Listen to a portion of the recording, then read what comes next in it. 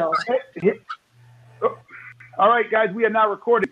This is Keenan. How are you? You are welcome to The Word, a sales jolt where we deliver real-life sales information, tactics, strategy, and insights to help you do your job, crush it in quota, and we don't do it in a boring, old-school, buttoned-up way. If you don't like the F-bomb, you may want to turn us off now. You never know when it's going to come. But if you actually want to learn something that you can apply, this is where you need to be. And today I'm excited. But first, let me start by introducing my co-host, Kira Moore. How you doing, Kiki? Oh, did I freeze during that whole thing? I said I'm excited to bring our first, and then and I said before I do that, let me introduce our host, Kiki. So, Kiki, how are you, sister? I'm fantastic. We've got a really good book here designed not only for, it's like kind of your life self-help book, but definitely we're going to gear it towards sales and being successful in business. And I'm excited to pick Marc's brain.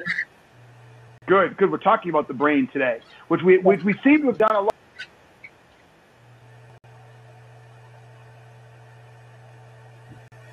Having Marc, and let's just jump right in by introducing the author of Your Survival Instinct is Killing You, right here. Great book. Marc Schoen, ph.d. Marc talks about how our survival instinct is not faring too well in this new world of where we're supposed to be comfortable all the time. So let me just jump in. Marc, welcome and thank you for being here. Yes, thank you for your interest. Appreciate it. Absolutely, man. Look, it's a great concept. So rather than me blow it, why don't you start by telling everybody, what is this idea that our survival instincts, which are supposed to be protecting us, are actually killing us? Yeah, exactly. We have this mechanism, the survival instinct is what I call it, and it is meant to protect us. And in old, more primitive times, it was there to protect us in those situations where there was genuine physical threat. But in today's times, most of us, thankfully, aren't being physically confronted. Yet, the survival instinct is going off in situations that have no physical threat at all. And the way I think about it is that we live in a society that's so technologically advanced, giving us so much more comfort than ever before, with the end result is that we now feel less and less comfortable dealing when we're not comfortable. In other words, we're less tolerant of being uncomfortable. The end result is the less comfortable we feel, the more the survival instinct goes off. So this is interesting. So if I use a metaphor, can I say this? Is it sort of like putting a glove on your hand and never taking it off, right? And then make it say it's a thin glove, and then you put a thicker glove on, and a chainmail, and then you put the whole thing wrapped in like metal, and then you take it out, and everything and anything makes it uncomfortable. Like anything touches it. It's been so protected that it's overly sensitive to everything. Is that what you're sort of saying? We're doing that to ourselves? That is a wonderful, wonderful analogy. That's a great one. I will borrow that from you. That's a good one. Drop the mic. Yes, good. You're absolutely right. We become overly sensitive. And what's the end result? Is that things that should never be a threat to us or upset us now become a threat. Someone cutting in line, someone hurting our feelings, being late to a meeting. Our survival instinct or fear response was never meant to be going off for situations like that. All right, so what you're saying is, what I'm hearing, is this idea of our survival instinct. If, again, let me make a suggestion, tell me if I'm right or wrong. It sounds like that as human beings, our survival instincts have to be going off. They're not okay laying dormant. So sort of like a cancer looking for a cell to invade, if there aren't really big things to make our survival instinct go up, it's going to keep moving upstream to find something else to trigger. Is that what you're saying? Yes. In other words, it doesn't just stop where it's needed. It just keeps on going to situations that have no value for it to be in place. So rejection, being rejected by someone else, or being turned down, or someone not returning our calls or texts, that shouldn't be a threat to us. But in today's times, it has become one. Why? Why does our survival instinct constantly look to trigger itself? Why isn't it happy saying, hey, yo, there's no lion, there's no saber-toothed tigers, there's no dude down the way with a billy club. I'm chill. I'm feeling good right now. I'm going to take a vacation. Why does it not do that? Well, what happens is that we have a part of the brain that's called the limbic system. And the limbic system's goal, it's an older part of the brain, its goal is to keep us out of danger. And so it's black and white. We're either safe or we're not safe. And so it can't be logical. It can't say, oh, you know, I shouldn't be upset about having to speak in front of a lot of people or someone being insensitive to me. What it does, it says, oh my, I'm in danger. And when it feels like it's in danger, it pushes this fear button and it ignites this big, powerful response in the body. It's not logical, it's emotional, it's visceral, and we aren't able to placate it with positive thinking. Okay, so it's involuntary, right? It's involuntary. Is that correct? Correct. Okay, so if it's involuntary, how is it defining danger? Because as I'm hearing you talk, and we started with this idea, like you said, and I loved how you put it, physical safety is most of the time is no longer an issue, right? But yet, it's still firing up. So what is causing it to, I'm going to concentrate on moving it upstream. Say, okay, well, physical safety isn't the problem, but I still have to, I still need a job, right? I feel like it's that guy who wants to make sure he has a job all the time. So he's going to go find something else to do. So it feels like, all right, well, hey, I got to do something. I'm here. I'm going to work. What is it causing it to redefine this idea of fear to make speaking or being rejected fearful now? Yes, here's how it works. We have a certain level of what I call adjutants. It's a sense of activation in the body at all times. And it's sort of like an inner thermostat. So like, you know, we have our normal body temperature is 98.6. And let's say it goes up to 99. Well, we're starting to feel a little uncomfortable, but, you know, we're okay. But it starts getting above 100, we start feeling really uncomfortable. Physically uncomfortable. It's harder to focus. We're tired, maybe a little more irritable. Well, essentially, once this inner temperature goes up in us, it crosses a certain threshold. And when it crosses this threshold, it then triggers this survival instinct. So that's what it is. It's a measure of how uncomfortable we are. And when it crosses what I call this discomfort threshold, boom, this survival instinct goes off, and then we are subject to these very primitive instincts. So it's all relative. And we're going to switch here to the impact of this. So the idea is relative. It's not as much that it's safe, physically safe, not physically safe. It's the idea that said if my system is constantly threatened by physical force or physical pain, the body is reacting to that. It doesn't have time, or in relative terms, it doesn't see being rejected as a problem because it's too focused on the physical piece. Is that is it relative? Is that what you're saying? Well, see, discomfort can come from a physical means or an emotional means. The body doesn't really distinguish. So yes, it could be like we're physically uncomfortable, but we can feel very emotionally uncomfortable. Let's say we're interested in someone liking us, or we're fearful of being rejected, or we're giving a big presentation and we don't want to be judged harshly.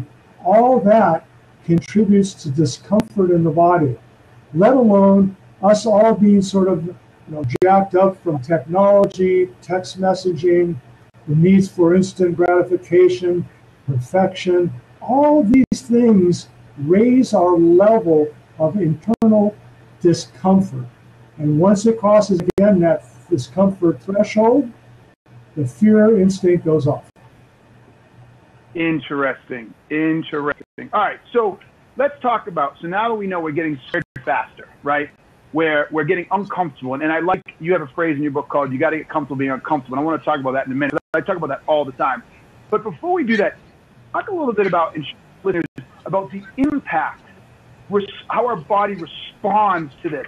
There was a quote in the book, a piece I love, it said, mind and body's reaction to internal and external influences that can perpetuate chronic health conditions and other annoying and lingering symptoms.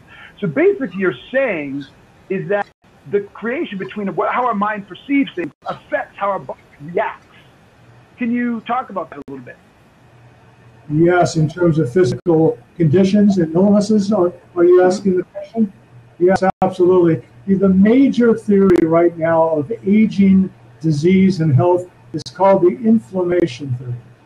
And inflammation theory is essentially that our immune system goes haywire.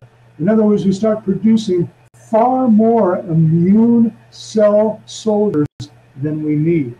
And the end result is that it's like having a bunch of Marines in the bleacher stadium, in bleachers at Dodger Stadium, all drinking beer.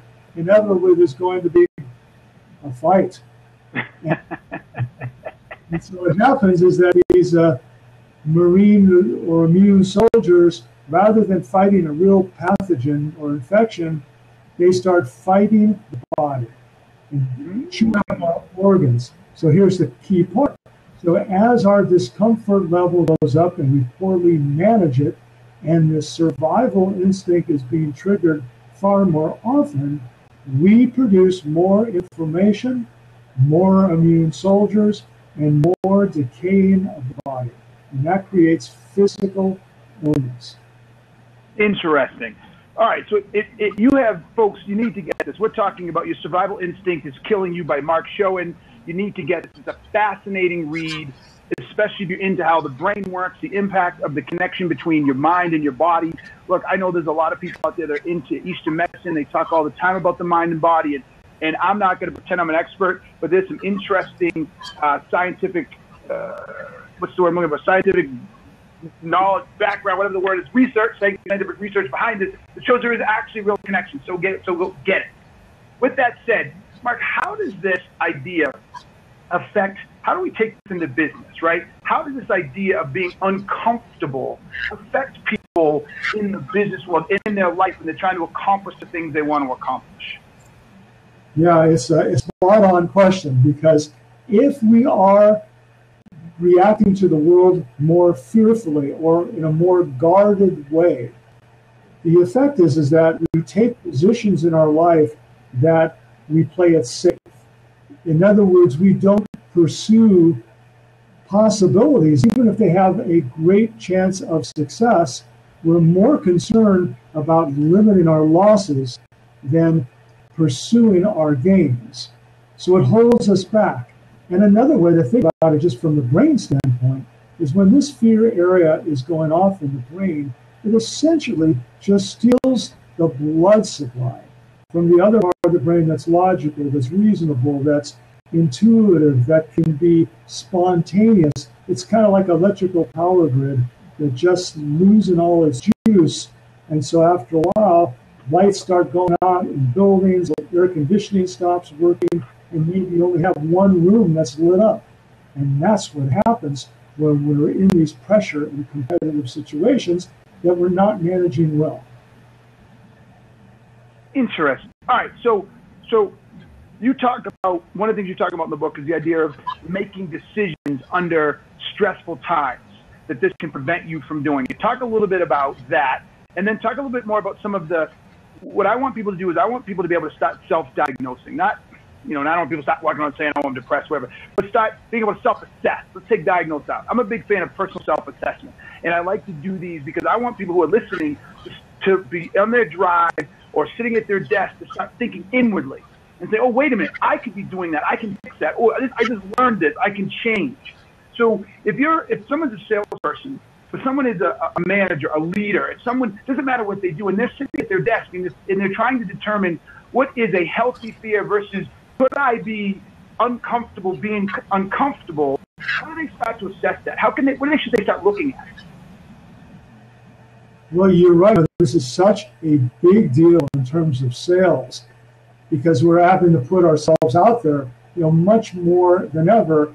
And since we are a social animal, in other words, we learned very early on as a primitive being that there was strength in numbers. In other words, people make a difference to us. And so early on, we learned that if we're rejected, well, then our chances of survival are limited or hurt or harmed. So even to today, we still have that need. We don't want to be rejected. We don't want to be hurt. And sadly, that old instinct over controls our actions. So what we need to do is make it so that these old primitive reactions of rejection and fear no longer press the fear response.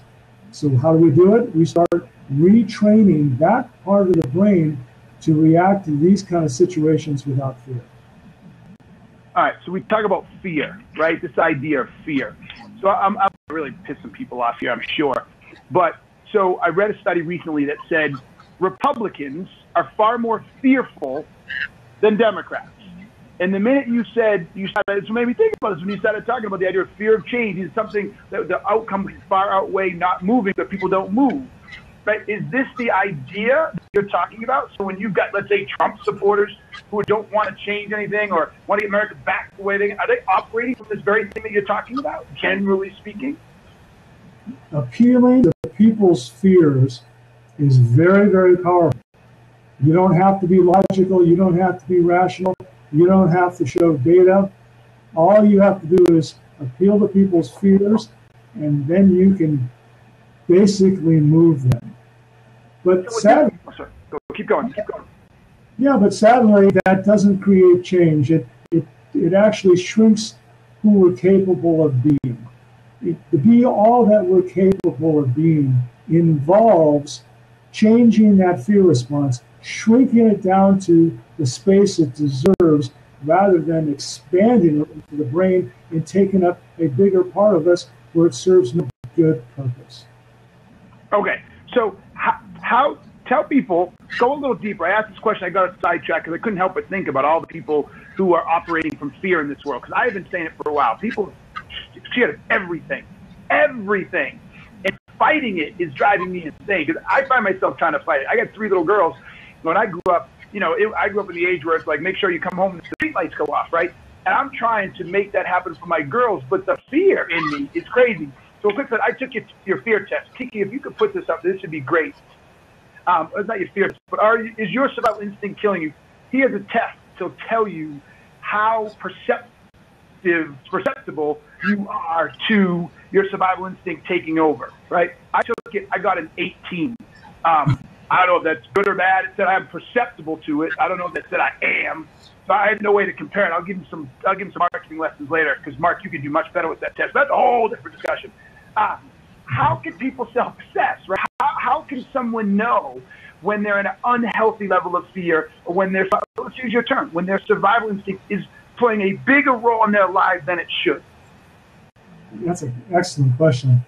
One way is we find that we are taking less risk, that we're thinking more about what could go wrong than what could go right. Mm-hmm. We find ourselves avoiding situations. For example, let's say there's an important meeting we need to go to. Well, we make an excuse, I'm not feeling well. Or let's say we need to make a presentation. We've tried to find someone else who will make that presentation for us, or even make a call for us. We find ourselves getting sick even in times that things that we should be doing. Or we find ourselves pulling back, not reaching out as much, staying home more often. We find ourselves obsessing about negative things, or being angry more, or finding ourselves being frustrated more, getting irritated more. So I'm gonna lean into you here, okay? And the reason I'm gonna lean is I like this, right? One of my favorite things is please define that, right? People define the same things differently, right? So in this case, I can already imagine most listeners, particularly those who are suffering most from their survival instincts taking over, actually trying to tell you or trying to tell themselves that these are rational, real fears and not their survival instinct. So where do you draw the line, right? So in other words, someone says, oh, well, I have a boss that I'm afraid to talk to at work, or I'm not really negative, but the world really is this bad. How do you get them to say, okay, wait, this is overreaction, and this is perfectly in the safe space, if you will? Does that make sense? Yes, it is a good question. I would look at something objective that you can look at. Look at what your body is feeling. For example, you notice, like when you take your example, if you have a boss that you're just really fearful of conflict with, perhaps he or she's negative, mean, or caustic, whatever, and as you think about this person, even when you're not with them, does your heartbeat kick up? Do you find yourself getting angry? Do you find yourself obsessing about this person? Do you find yourself thinking of inside stories, we call soliloquize, running through different scenarios of you saying this, then I would say this? Do you find yourself trying to avoid this person more than you should? These are ways to really look at it in a more reasonable way to assess it. Okay. Because, all right. Well, sorry, one more thing, that the truth is, because, we're going to meet people we're uncomfortable with. But they should not make us scared or feel threatened. That is pushing something irrational in us. That is the fear center. We might not like them. We may feel uncomfortable with them. But unless they're going to try to kill us or shoot us or push us out a window, they are not a threat to us. Okay. So you have a couple of things just so I like this, and I'm going to come back to this in a minute when we get to the how do we fix it. But what I want to sort of summarize for everybody here is self-assessment is critical. And I'm convinced there's a second book here that someone needs to write, or I'm going to freaking write, about self-assessment and self-awareness and the ability to really to assess who you are and where you are, and do that openly and honestly, objectively as possible. Because what Marc just said is powerful, but if you're not willing to really take that solid look at yourself and be honest with yourself, you're going to get to your own conclusions. And you're going to answer the wrong way to all of them to fit your narrative, and it's not going to help. Marc can't help you. A shrink can't help you. I can't help you. Nobody can help you. Is that true? Would you agree with that, Marc? Yes, assessment is so critical. And it's what makes it so hard for us, right? We were wired from the very beginning to avoid discomfort, because discomfort meant that something physically bad would happen to us.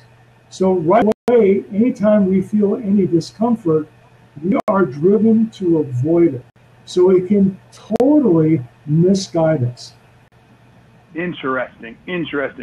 All right, so you say a couple of things here that I think are really interesting. You say that checking email and text feel like toxic reaction in our body, or compulsively checking them. You say relaxation can actually be hazardous to our health. You say that survival instinct major cause of epidemic challenges is overeating and substance abuse, insomnia, anxiety. The first I thought were really interesting, though. Take a minute to tell us why compulsively checking email can create a toxic relationship with our body, and relaxation can be hazardous to our health. Okay. Well, remember earlier I was talking to you about our internal thermostat. How, the body resonates at a certain temperature. And then once it exceeds that temperature, it crosses its threshold, and then the fear response goes on. Well, there are certain things in our life that raise that internal temperature in us. And one of them happens to be all this technology and the overuse of it. And for example, texting and email, and we're constantly on edge, checking. And did this person respond? Okay, I got to return this call. Oh, I got to return this email. Oh, I got to deal with this problem now.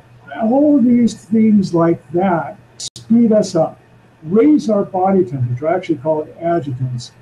And the other thing that adds to it as well is, because of this technological sort of society we live in, we also demand instant gratification. Amen. We don't want to wait, do we?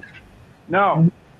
And when we feel like we have to wait for something, it also speeds us up inside, raises our temperature, and because of computers, we expect perfection, don't we? Computers demand perfection. I'm guilty of that. Kiki. I'm guilty of that. Poor Kiki has to work with me. I'm that guy. I demand perfection. But anyways, as you're right, brother. Truth. You know, it's one thing to demand perfection in our work. It's another thing to demand perfection in our everyday life because the world's imperfect. Yeah. And so we're all those things, perfection needs, gratification needs, the need to respond really quickly, all that raises our internal temperature, pushes up past that threshold, the fear response goes off. The more it goes off, like you said earlier, the more likely we are to get sick. Okay, interesting. All right, so now that we know that, one other thing I want to ask, it's also fast in my mind is running 100,000 miles an hour. So Mark, before we get into, because I want to spend the rest of the time talking about how people can lean in and how they can address it and fix it and be aware. But this is my own personal question, is what you're talking about and the idea of addressing it could be a good bridge. Is that where cognitive dissonance comes in? Right, cognitive dissonance. The idea is I start assessing it and I'm very uncomfortable with what I'm getting for an answer. So rather than lean into the comfort, I pull back and say no and create that cognitive dissonance so that I don't have to own this idea that I could be wrong or I could be at fault or I could be not who I think I am. Absolutely. So cognitive dissonance, which you're exactly right in saying, is to justify our actions. And so the fuel, the catalyst for cognitive dissonance is the fear region of the brain. Exactly right.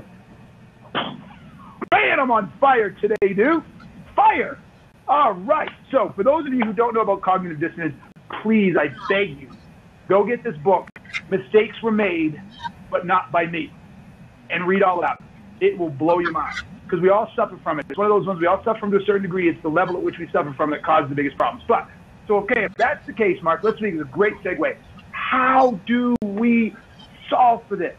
How do we keep our survival instincts from taking over and killing us? How do we get control of that?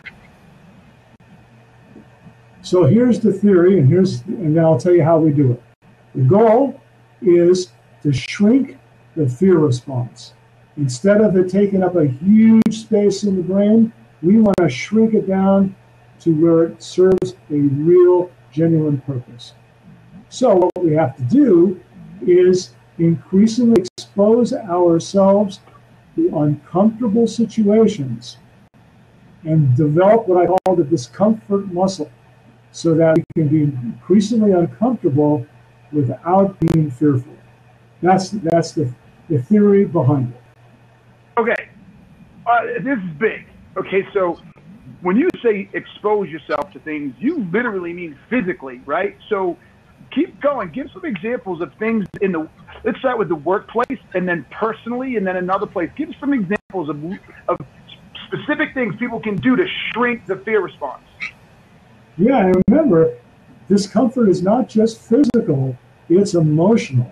In fact, emotional discomfort is far more uncomfortable than physical. And I'd like to give an example that if you had a fence and this fence was being pushed back and forth by huge gusts of wind, where would it buckle? Where would it buckle? In the area, of course, that is the weakest link. And that weakest link in all of us is an Achilles heel. We all have it. For some of us, it might be rejection. Some of us, it might be being judged harshly. Others, it might be just that we are isolated. No one cares or unloved. And all this kind of emotional discomfort pushes the fear button as well. And that's the key. So we can build ourselves up so we are physically tough, but it does nothing for helping us cope in emotional, psychological, stressful conditions. Part of my job at UCLA is to train the athletic teams. And these are like elite athletes. They are amazing athletes, so physically powerful. But my job is to train them so they perform well under pressure and competition, because what happens is when they feel like, oh my God, I have 10 seconds to make this shot, and if I blow it, the team loses. That is emotional pressure. And so if they can handle that, it doesn't matter how physically in shape they are, they will fold and buckle. So we want to do both here. Create physical discomfort and emotional discomfort. That's how we build up the discomfort muscle. All right, so let's start with the emotional. I'm your average everyday salesperson, right? I'm the average everyday leader. I'm the average everyday worker. Where do I try to become more emotionally uncomfortable? Where is, I have a saying, I've created a meme, right? Failure and discomfort mark the boundaries of your competence. And I say most of us try to live as far away from those boundaries as possible. We try to avoid being comfortable, we try to avoid things, we get in the middle. But if I start pushing out, I start getting uncomfortable, and I start failing, right? How do I do that emotionally? Where should they go? What should they do? You've said this several times. We have to shrink the fear response. So what should I do? Like emotionally, where should I go and how should I do it? I like to start a different context than the one that is the problem. So let's just say, for example, the problem is in being able to make a sales call. Let's say that's the problem, or a conflict with a coworker or a boss. First, I'd want the person to sit down for a moment and write down what is the fear. Oh, I'm fearful that my feelings will get hurt. But go down a step further. What does it mean to have your feelings get hurt? I mean, what does that mean about you? Oh, maybe it means that I'm not a good person. Well, okay, so what does that mean? It means I'm not likable. Well, okay, so then if you're not likable and someone doesn't like you, what does that make you feel? Well, that makes me feel like I'm a bad person. I'm inadequate. Okay, if you're an adequate person, what does that mean? Well, it means that I'm going to be alone all my life. I'll never make money. I'll be a failure. I'll be like out in space without a tether. Find out where that goes, because that is the Achilles tendon right there. That's what we want. So we want to identify what that is. So now we're going to take that issue and have it play out in a different context. First, we can start out in a very simple way. There's many ways. I'll give some examples. There may be some people who are listening that struggle with food. Maybe they're overweight. Maybe they want to lose weight. And they tell themselves, okay, I'm definitely not going to have those desserts after dinner. Or I'm definitely only going to eat half of what I normally eat. And people will find themselves getting very uncomfortable. They'll find themselves getting a little bit anxious. Anything that puts them in a physical state of discomfort will push that emotional issue after a while. So it could be being hungry. It could be being really tired. Like I have my students come in starving. They are so irritable. They're so cranky. They're so easy to get angry. Or I have them come in totally sleep deprived. I have them come in very, very physically compromised. Then I push this Achilles heel in each one of them. I push it. And at the same time, I'm pairing it with what I call a frequency. I use a type of hypnosis that I developed. It's a frequency that blocks the fear response. So in other words, I make them physically uncomfortable, I make them emotionally uncomfortable, and then I pair it with this other frequency. It stops the fear reaction in the brain. So then they learn through conditioning and practice, hey, I can feel physically uncomfortable, emotionally uncomfortable, and nothing bad will happen. Now, for your listeners that don't have that sort of kind of hypnosis frequency, I like to have people do things in other contexts that challenge them. For example, if we're dealing with rejection or feeling like embarrassment, have someone take an acting class. Oh, yeah, amen. Improv. How about improv? I like those a lot. That puts people on the spot. They're being judged. Or I like to have people who are scared of dancing to go up and dance in front of people. Okay, so let's say I'm scared of cold calls, or I'm scared of negotiating, right? I'm scared of reaching out to someone, or I'm scared of negotiating and saying no to a low deal because I'm afraid I'm going to lose the deal, right? What would you do? How would you do that, right? So I'm afraid I'm going to lose the deal, so I'm going to say no, because then if I lose the deal, I'm a bad salesperson. I'm a bad salesman. We're not going to make any money, and I keep going down there. What do I do there? What would you do in those situations? I would again have someone practice being uncomfortable in a different context. First, I'd start easy, but if it's an issue, we have to define what that is. Is it an issue of acceptance? Is it an issue of feeling smart enough? Is it an issue of being not good enough? We have to identify what it is. But let's just say it's an issue of just straight rejection. Then what I would do is have them go out in other social situations and have them ask people questions. People they don't even know. Bring up ideas to them. You know what? Have you ever considered this? Even bring up politics, which is a very charged issue for anyone. Bring up religion. Oh, I'm good at that. Not afraid there. That's for sure. Odd issues, aren't they? To give people. I love someone taking an acting class because that really puts people in an uncomfortable place. So once we find out that we can say things and do things and be uncomfortable and nothing bad will happen, it very often generalizes to other contexts to where we want it to happen. Okay, so I think people are seeing a theme here, right? And I want you to expound on this a little further because it's interesting. It's almost cyclical. I messed that one up. Look, I need to, because I'm uncomfortable, my survival instincts kick in. And again, folks, we're talking about Your Survival Instinct is Killing You by Marc Schoen. Fantastic book about how our primitive survival instincts are in overdrive now that we're in this completely safe world and it's looking for something to do. And what it's doing is killing you and preventing you from being successful and getting what you want. So the idea that says, okay, because I'm uncomfortable, it kicks in this survival instinct that tells me to run and hide. But to fix it, I have to actually get uncomfortable, which in the beginning is going to trigger that, and I have to fight it. So what you're basically telling people is they're going to have to jump into the pit. They have to jump into the arena and fight. Well, we want to do it gradually, though. And I'll tell you what I mean. Like most of us accept implicitly, don't we, that if we're exercising, that some pain leads to gain.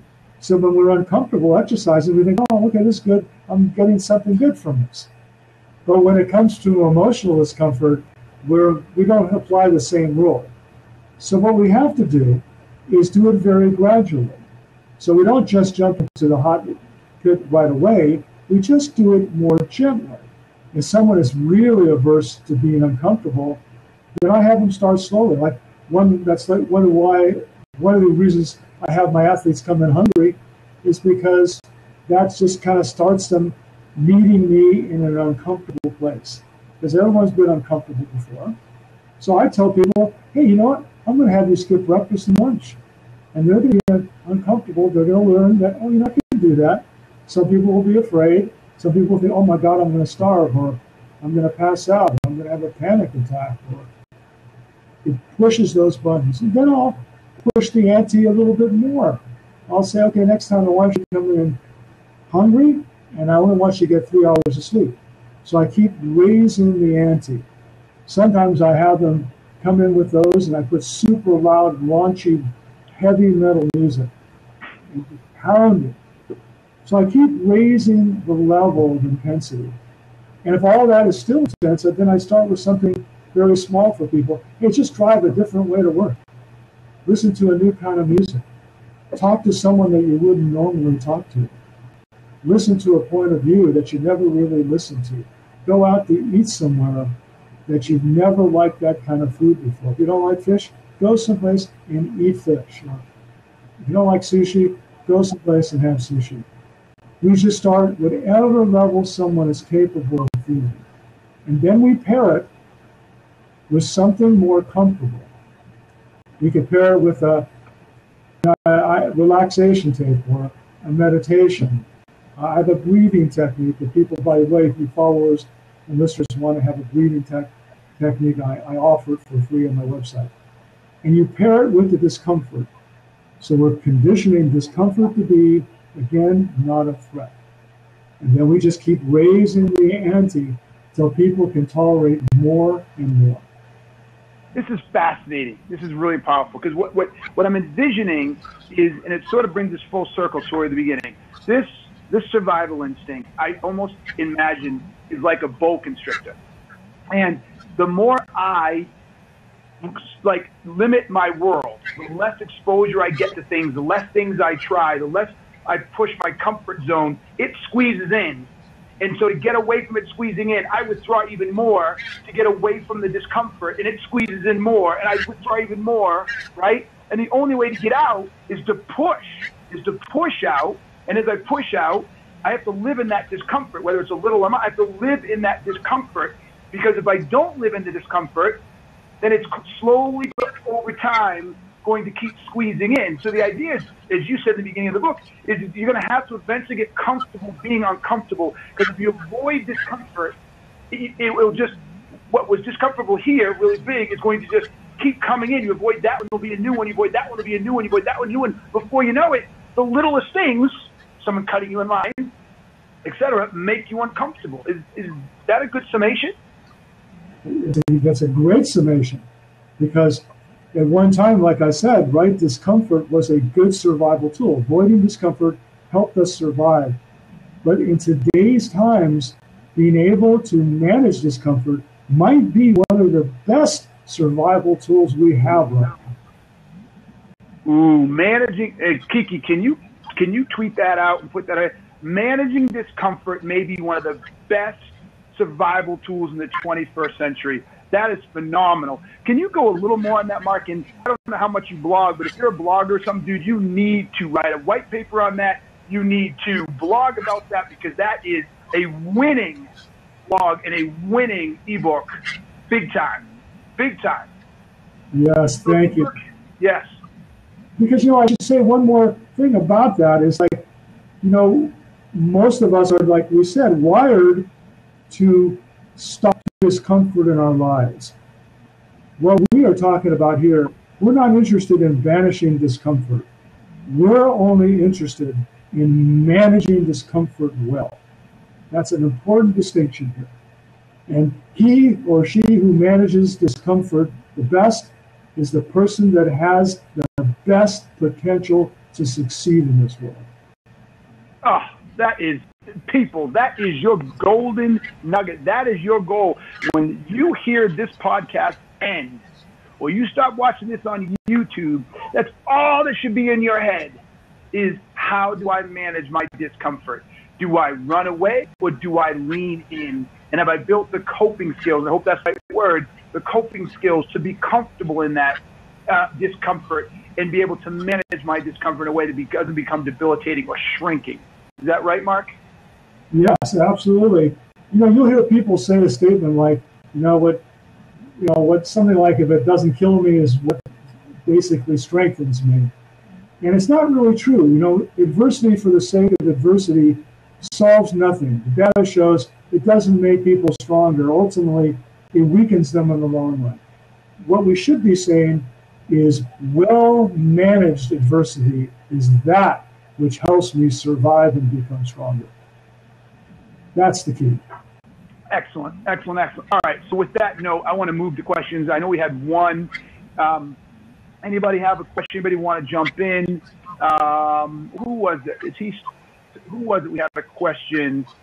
It was Denver Prophet Jr. Yes, Denver Prophet Jr. He had a question. Let's see if he wants to jump in, but until he does, you want to ask the question, Kiki? Yes. So he asked Dr. Schoen, so eating right and maintaining pH balance affects behavior. Can you elaborate on that?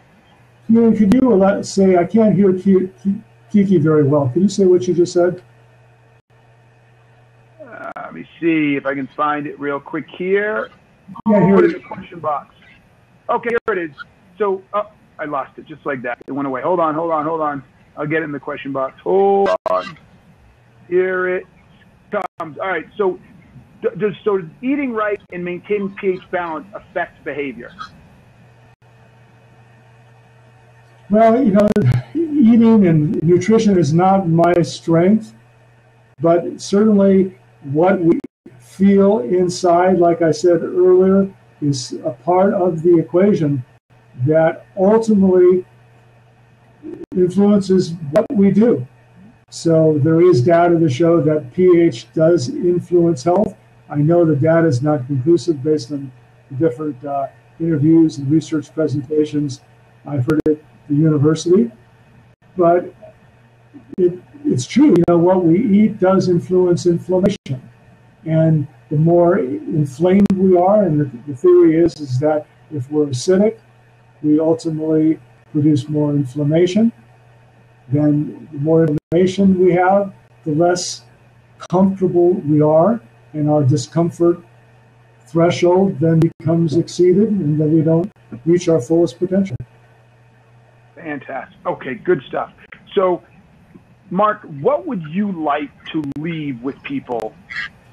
What do you want people to walk away with? Just take a minute, 2 minutes, whatever you want, and deliver a message to everybody listening. What do they need to know?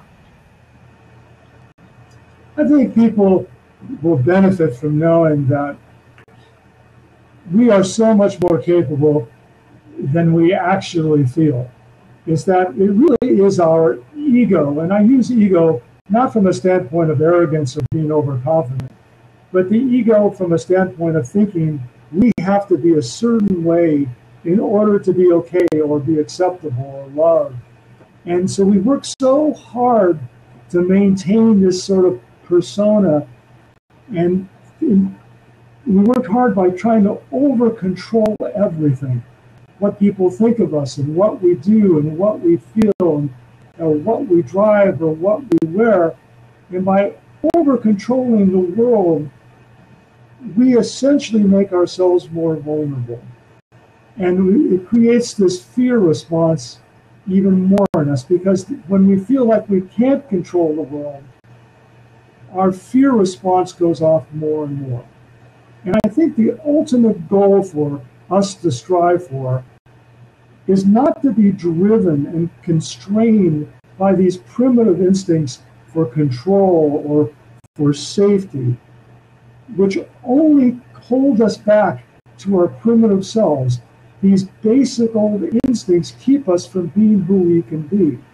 And the more we can move past these instincts and not let discomfort or these ego hold us back, we are capable of being all that we can be in a much bigger way, to be able to function in a world with so much of our potential and goodness and happiness and health be a big part of our lives, rather than something that's so small because it's contained by our fears of discomfort or our need to control the world. So my personal mission is I would like people to develop, as they evolve, a greater trust, a greater faith that everything they need is truly within them. And it's only these primitive instincts that keep them from getting there. Boom. Well done, Marc. Well done. Thank you very much. I absolutely loved it. Kiki, is there anything you want to add? So I was wondering, it sounds like you've worked with thousands of people. Have you found that maybe certain generations, like millennials, that have been exposed to this, like constant connectivity all their lives, are more affected or more impeded by their survival instinct, or across the board? Well, Kiki, that's such a good question too. Yes, the quick answer is yes. I've been doing this a long time. I've been doing this 36 years, and I can tell you that the amount of stress and stress symptoms in the millennial generation far exceeds that in the previous generations. The way I think of it is that this generation is far less resilient. And as a result, we need to teach this generation to be far hardier than it is. This is not in any way putting down any kind of intelligence or hardworking. No, this is a very intelligent, hardworking generation. Absolutely. And they've been pushed and driven, and they have to jump through so many more hoops than I ever had to do. And so they're smart and hardworking and conscientious. But the downside is it's affected their hardiness and resilience. So they're much more vulnerable to the survival instinct, fear response, stress symptoms. Yes. And isn't that because they were protected so often? The whole mantra of the millennials was not to make them uncomfortable, right? The definition of the kid's uncomfortable, then there's something wrong with that. You're messing with his self-esteem. You're messing with her sense of self, and you're making her feel bad, or oh my God, excuse me, or making her feel left out, right? So we started constricting them right out of the gate rather than helping them expand, right? That is one part of it. The other part of it is the thing I referred to before, is that because of all these technological advances, the texting, the perfection, the instant gratification, that is so much bigger part of this generation's lives. And you put those two things together, and that discomfort threshold is far lower than it has been in previous generations. That is why I believe we have far more PTSD than we've ever had. Wow. Wow. And there's reasons. I could show you the data and why that's true, but that's what's happening. All right, so here in closing, it's what I'm going to say.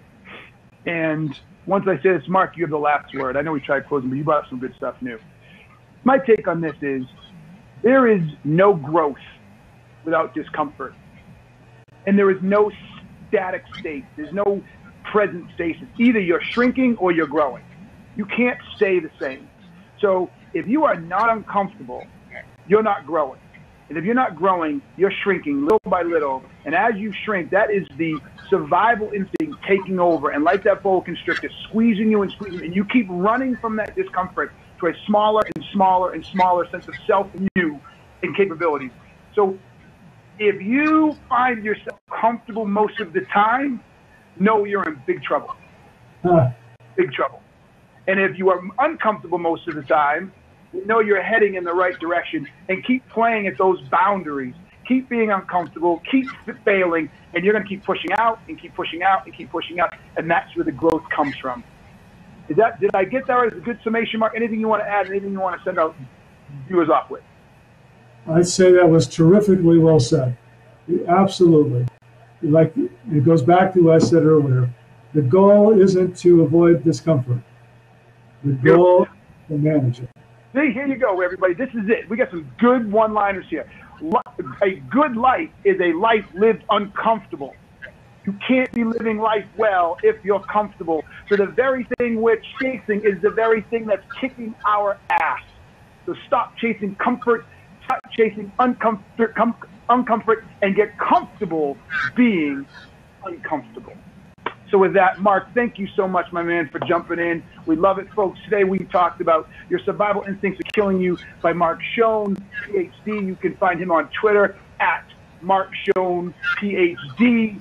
And marcschoen.com, I believe, or is it marcschoenphd.com? You were correct the first time, marcschoen.com. marcschoen.com. Go check it out. Go take his test. Find out what your score is. Like I said, I was 18. I think Kiki was a 26 or 27. We had some people over here that are in their 20s. So, folks, go at it. Start pushing the envelope. Expose yourself to different things. Get comfortable being uncomfortable, and watch your world change.